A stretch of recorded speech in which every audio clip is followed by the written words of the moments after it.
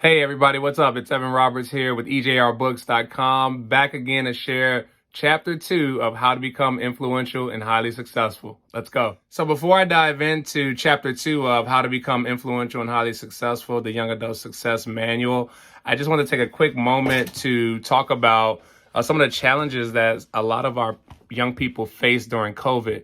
Two of those challenges I would say were depression and anxiety, and watching our young people matriculate back into the classroom and seeing some of the behaviors and challenges that they were experiencing has shown me that this chapter that I've written in the second part of the book is so important for them because a lot of young people are still dealing with the ramifications of being isolated during COVID and some of the social opportunities that were taken away from them.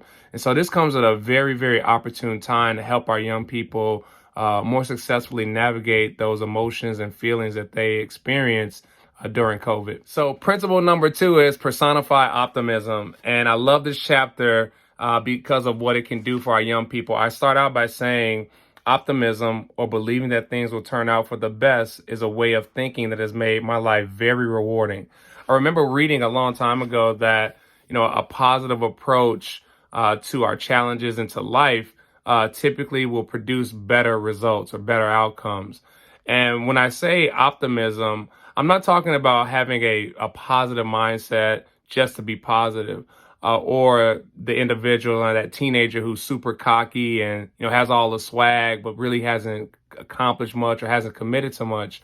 When I talk about optimism, I'm really referring to that quiet confidence that what we are working toward and what we want to become is going to happen for us. And it's the belief that if I pay the price, if I'm diligent, if I'm trustworthy, if I lead my life with integrity, that good things are going to follow and that the results that I want to see will eventually pan out. I wrote this chapter for 2 reasons, or really to help young people to avoid 2 things. The first is being indifferent. And if you have a teenager, or if you work with teens, you know that there are a few things that are more disheartening than seeing a kid kind of just slump through life, lethargic, no motivation to do much of anything, and kind of just going through the motions because they don't really care, or that enthusiasm just isn't there. And maybe they're dealing with something, right? Maybe they're dealing with issues at home, anxiety. Maybe they're dealing with other challenges, but it's very disheartening to see our young people go through that.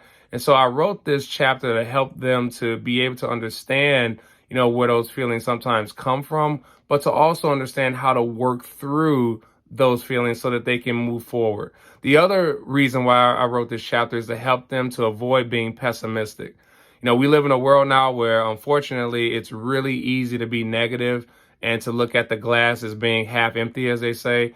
But I think there's something to teaching our young people the value of being optimistic and the importance of how when you think positively about whatever's going on, it helps you to be more creative. It opens up your mind to solutions as opposed to just the problems.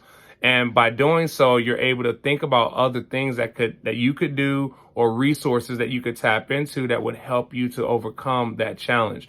When we're negative, the bad thing is that it shuts off those flows and it prevents us from thinking about, possible outcomes because we're only focused on the downside risk. All right, you guys. Well, I hope you were able to get some nuggets from today's talk on just a preview of chapter 2, principle number 2, personify optimism. Go ahead and like and share this video. Please leave me some comments below on what you thought.